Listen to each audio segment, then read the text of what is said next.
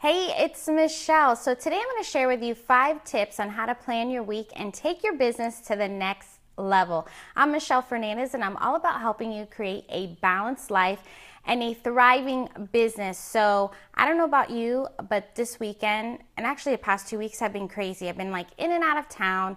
I got home a little bit ago from a trip this weekend to Orlando with my family for both fun and some continuing education courses. And I'm like, dude, there's no excuse. I need to get this done, plan my week so I could be the most productive and really take me to another step, right? So for me, Sunday is when all the magic happens because that's really time for me. I have the time to like sit down and plan what I'm gonna do because I work full time and I'm growing my business. And sometimes what happens to me, tell me if this happens to you, like drop a 1 is in the comments below, because sometimes I'm so busy and when I sit down, it's kind of like, I don't really know what to do. And if I don't have my week planned, I just kind of waste time. And then at the end of the week, I get all mad at myself because I got absolutely nothing done and I made no progress on my business. And then that's when all the negative thoughts come into my mind. So I really try to stay focused. And at first it's a little, especially if you're not a planner. I know I'm a planner, so it's a little bit different, but sometimes it's a little overwhelming because you're like having to think of all these things. But trust me that once you have it planned and you sit down, even if it's for a half hour every day or an hour every day, and you're making the most out of that time, you're going to be so happy and so amazed by the progress that you're making. So I wanted to share with you these 5 tips that have really helped me, and I think it's going to help you too. Okay, so the first one is sink or swim. So I never give anybody advice to go back and look at the past, but that's the first thing you need to do in this case, right? So it's one of my favorite ways to look on how to improve my production or how to potentially double my results for the following week.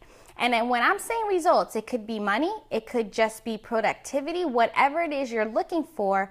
When you go back and you review what worked, what didn't work, and then what might you do differently next week, it's amazing because it gives you this nice baseline of your own personal performance expectation, your own personal production expectation. So when you look at those 3 areas, what worked, which I like to call the small wins, right? What didn't work, like what was a bust, and that's fine because I had an ad that I ran and it just didn't perform like I thought it was going to, but that was good. I was happy because I'm like, okay, this didn't work. What can I change on it to improve? So that's also a good thing. So don't look at what didn't work, that it could always be a bad thing, because it's not. And then what might you do differently on how to improve it? So like for that ad, I said, let me change these wording, like the words around, and see if that makes a difference. Maybe I could change the image. Maybe that makes a difference. So those are different things that you can look and what you might look differently to really double your results for the next week. Okay, the second tip is your top priority. So this is something else that I think people struggle with. I know I did. Like, what comes first? Like, I have so much to do. Like, where do I start? So what I suggest is you pick 10 things that you absolutely must get done this week, right? So out of those 10 things, you're going to say for each one, what are 3 things that's going to actually move me forward to getting this checked off my list? So you want to keep it simple, because sometimes you're like, oh my God, but there's all these little steps I need to do. And the reason why I say to break it down, because you might have something really broad. Like let's say it's sign up a new customer. Well, what do you need to do to sign up a new customer, right? What do you need to do? Well, you need to create a relationship.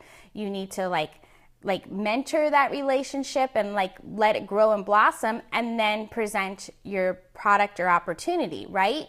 So those are, for example, 3 steps that you need to do. If you're running Facebook ads, that could be something that you say, okay, Facebook ad, you're gonna run 3 steps, or even making a post. Okay, I gotta think of what image I wanna use, I gotta think of what I wanna say and write it out, right? And then actually schedule your post. So those are examples of 10 things that have to get done that will help you improve, and then the 3 steps to take it there. So when I say you don't know where to start, I used to get super confused, like, oh my gosh, everything seems to be a priority. So let's think about this. In any business, in order for you to have a business, you need to have customers, right? So you need to build your customer relations, and you also need to build your relationships. So that would be something you would want to start with. So where would you start with that? Is it reaching out to customers? Is it posting like really valuable content on your post for Facebook? Like, think about those things. What would make someone want to come out to you or reach out to you with what you're providing, with what you have to offer? So think about those top priority things. If you need help, you can always reach out to me. I can help you figure it out. Okay, number 3, what is going to move you forward? So we talked about the prioritizing, and part of that prioritizing is really what's going to move you forward in a massive way. So what is the goal you're looking out for? Do you want to rank advance to the next level? Do you want to make a certain amount of income or a certain amount of sales? Like, what is it that you're looking to do? Okay, so if you're looking at how to do it, some examples are starting conversations, prospecting, follow-ups. Like, how many times do you forget to follow up? Right? Because the fortune's in the follow-up. So those are things that maybe you go back and you look at, like, okay, who haven't I heard from, or who said they were going to or interested, but I haven't heard from them. Well, let me go back and follow up with them.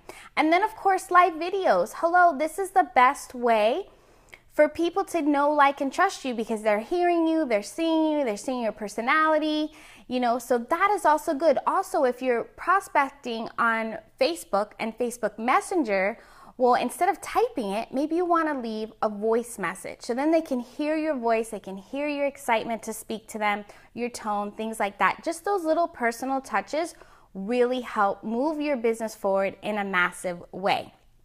Okay, the 4th one, my favorite, and I tell my kids this all the time and they laugh at me, is wake up and be awesome. Okay, so what I mean by this is you want to figure out 3 things, some sort of a morning routine. I suggest 3. Notice how I say everything in 3. I don't know why that's what they say to do, but it works. 3 things that you need to do every morning to be awesome for that day. And what this does is it helps you just focus and get like super duper ready for the day. So some ideas could be to work out. I know a lot of people like to work out in the mornings. It could be a gratitude journal. It could be reading as part of your personal development. Sometimes I read like 10 pages, like it's just enough where I'm not like anxious, like how long is this gonna take me? It's like, I know I'm gonna read 10 pages today and I feel good because I got positivity in my brain. Maybe it's podcasts, like listen to a podcast while you're getting ready. Maybe it's even meditation. And if you want to even take it one step further, you can have a before bed routine. So then you're doubly waking up awesome. How cool is that? Like for me, I can't just do working out in the morning as much as I try. I do a little stretching and things like that. I drink a nice cold glass of water in the morning as well. But I just don't have the time because I get to work at 6 o'clock in the morning. So like how much earlier can I possibly wake up, right? So I like to work out in the evening. Maybe set your list for the next morning. So when you wake up, you know exactly what you're supposed to do. Okay, tip number 5, the final tip, is to live. Like, what is the one thing that you're going to plan to do for this week where just simply brings you joy, happiness, just something that makes you feel alive? Like it could be cooking dinner, maybe sitting down and having a nice family dinner, some pool time, something with your family, like some event where you go like on a road trip. Maybe you volunteer somewhere, or something like crazy cool. Like my son's girlfriend, she jumped out of an airplane the other day. Like she wanted to do that. She went with her uncle and that was like a crazy cool thing to do. And she had so much fun doing it, right? So those are all types of things that you need to just really live, because we happen to get into this flow and this crazy life of nonstop, whether it be with our jobs, whether it be with our kids, just whatever. It's like just seems to be nonstop. And if we don't take the time to just really live and live in that joy and happiness, do something for ourselves, like I like to sometimes call me time, like you have to do that. So that has to be scheduled in your week. Okay, so super easy, right? Those 5 things. So go grab a pen, go grab a paper, and start making your list. I'm going to put the link to my blog post with further details of all this kind of stuff so you can go back and refer to in the description. So go ahead and check it out. And if you found this helpful, as always, please feel free to share it, and I will see you on the next video.